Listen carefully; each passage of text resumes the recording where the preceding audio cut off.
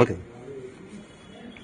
పార్లమెంట్లో పరీక్షల ఒక లీకేజ్ వ్యవహారం విషయంలో ప్రభుత్వం తీసుకువచ్చినటువంటి ఒక చట్టం సవరణ మీద మాట్లాడుతూ రాహుల్ గాంధీ గారు విద్యార్థుల్ని ఈడియట్ అనేటటువంటి సంబోధన చేశారు. కొంతమంది స్పాంజ్ లానే ఉంటారు, కొంతమంది ఈడియట్ లానే ఉంటారని చెప్పేసి వీళ్ళు విద్యార్థుల్ని ఈడియట్ అనేటటువంటి ఒక ఆలోచన ఇది అందరూ ఇది చాలా అభ్యంతరకరమైనటువంటి ఒక వ్యాఖ్యాన. విద్యార్థులు ఈ దేశ భవిష్యత్తు, వాళ్ళని ఈడియట్ అంటే అది ఎవరైనా కానీ మీ భావాల సంబంధం కావచ్చు, ఇంకేదైనా భావాల సంబంధం కావచ్చు, కానీ విద్యార్థుల్ని ఈడియట్ అనడం ఏదో దేశ భవిష్యత్తుని ఈరోజు వారు మొత్తం అవమానపరిచినట్టు.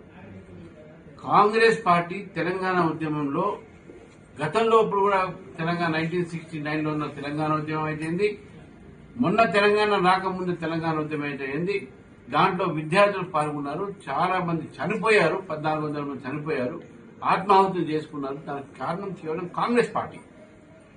చనిపోయిన వాళ్ళ ఇద్దరు కూడా ఈరోజు యువకులు, విద్యార్థులు మాత్రమే. శ్రీకాంతాచార్య దగ్గర నుంచి ఎవరైనా సరే అటువంటి ఒక విద్యార్థులను కూడా అవమానపరిచేటటువంటి రీతిలో ఈరోజు కాంగ్రెస్ పార్టీ ప్రవర్తిస్తా ఉంది.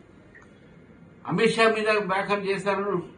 వాళ్ళ దగ్గర వేరే సబ్జెక్ట్ లేక, మాట్లాడడం లేక, సరే నీట్ విషయంలో అన్నారు, ఆయన బాధ్యత తీసుకుని ధర్మేంద్ర ప్రధాన్ గారి ఒక రిజైన్ చేయగానే ఇంకా వాళ్ళ దగ్గర వేరే టాపిక్స్ లేవు, వేరే ఇష్యూస్ లేవు.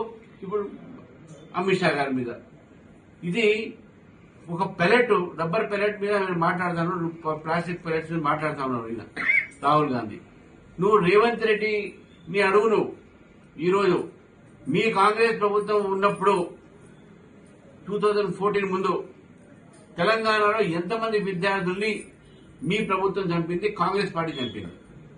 చిదంబరం అనౌన్స్మెంట్ చేసి యూటర్న్ తీసుకున్న తర్వాత కాంగ్రెస్ పార్టీ సమయానికి తెలంగాణ ఇవ్వకపోవడంతో వందలాది మంది విద్యార్థులు చనిపోవడం జరిగింది. ఈరోజు రాహుల్ గాంధీ గారు క్షమాపణ చెప్పాలి తెలంగాణ ప్రజలకు, ఈ దేశ ప్రజలకు. ఈరోజు ఈడియట్స్ అంటారా విద్యార్థుల్ని?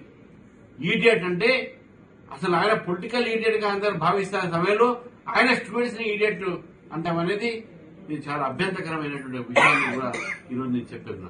ఈరోజు నిజంగా భారతీయ జనతా పార్టీ రాహుల్ గాంధీ దగ్గర కానీ, ప్రియాంక గాంధీ దగ్గర కానీ, ఇద్దరి దగ్గర మెటీరియల్ లేక, మాట్లాడే సబ్జెక్ట్ లేక, ఆధారం లేకుండా ఆధార రహితమైనటువంటి వ్యాఖ్యలు చేస్తా ఉన్నారు. ఆమె టెర్రరిస్ట్ అంటది, టెర్రరిస్ట్ అని అడుగుతుంది. మళ్ళీ ఈ విద్యార్థులు టెర్రరిస్ట్లా? తెలంగాణ ఉద్యమంలో పాల్గొన్న టెర్రరిస్ట్లా? కాంగ్రెస్ ప్రభుత్వం కదా అప్పుడు ఉన్నది, కాంగ్రెస్ ప్రభుత్వం కదా అప్పుడు కాల్పు జరిగింది, కాంగ్రెస్ ప్రభుత్వం కదా వాళ్ళు చేపట్టే విద్యార్థులు చనిపోయారు. మరి విద్యార్థుల గురించి, యువత గురించి మీరు మాట్లాడే మీకు ఎక్కడుంది అధికారం?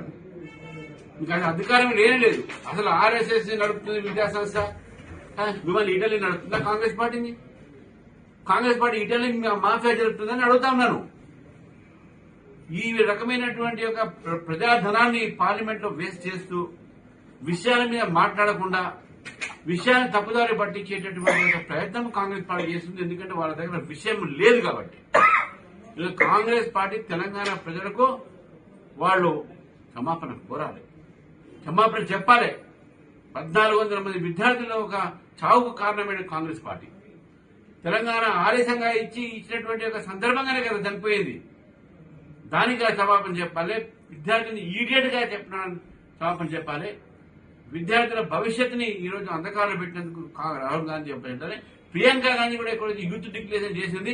ఆ యూత్ డిక్లరేషన్ కూడా ఒక్క డిక్లరేషన్ కూడా సరిగా ఈరోజు అమలు పరిచే ప్రియాంక గాంధీ గారు కూడా తెలంగాణ యువతకు ఈరోజు క్షమాపణ చెప్పాల్సిందిగా ఈరోజు భారతీయ జనతా పార్టీ డిమాండ్ చేస్తా ఉన్నాం.